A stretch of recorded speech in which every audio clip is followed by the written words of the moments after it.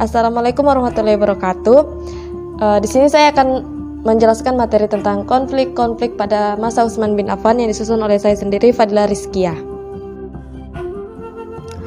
Utsman berasal dari sastra sosial dan ekonomi yang tinggi. Yang pertama-tama memeluk Islam. Ia memiliki kepribadian yang baik.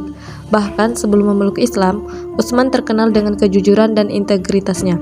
Rasulullah pernah berkata, "Orang yang paling penuh kasih sayang dari umatku kepada umatku adalah Abu Bakar, yang paling gagah berani membela agama Allah adalah Umar, dan yang paling jujur dalam kerendahan hatinya adalah Utsman." Mengenai sifat rendah hatinya ini, Rasulullah pernah berkata, "Bukankah pantas saya merasa rendah hati terhadap seorang yang bahkan malaikat pun berendah hati terhadapnya?" Kepribadian Utsman benar-benar merupakan gambaran dari akhlak yang baik menurut Islam. Ia jujur, dermawan, dan sangat baik hati. Proses pengangkatan Utsman bin Affan sebagai khalifah. Khalifah Umar bin Khattab menentukan masa pemilihan atau musyawarah selama 3 hari dan memerintahkan supaya para anggota Majelis Syuro melakukan musyawarahnya di salah satu rumah para anggota.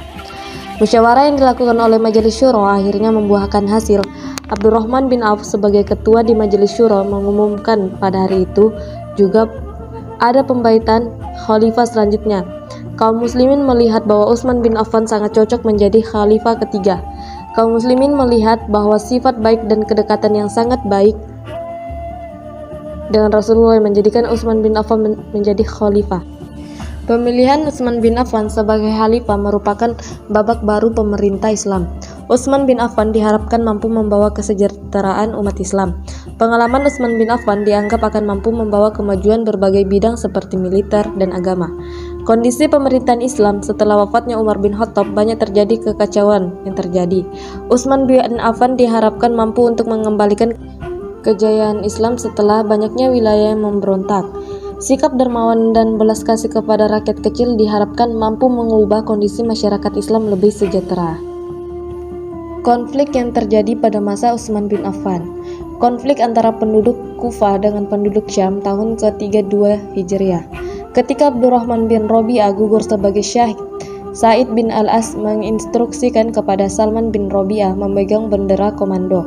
Utsman bin Affan mengirimkan bantuan kepada mereka dari penduduk Syam di bawah pimpinan Hubaib bin Maslamah. Hubaib dan Salman pun berkonflik untuk mendapatkan kehormatan sebagai komandan tertinggi pasukan. Penduduk Syam mengatakan, "Kami bertekad untuk mengalahkan Salman."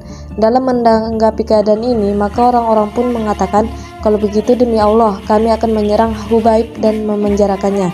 Jika kalian enggan untuk berdamai, maka tentunya akan memakan banyak korban jiwa, baik dari pasukan kalian maupun pasukan kami." Kedua, tersebarnya fitnah. Kufah adalah sumber pemberontakan utama dalam kekhalifahan para petinggi kota. Banyak penduduk yang mengeluh pejabat-pejabat dan para petinggi kota.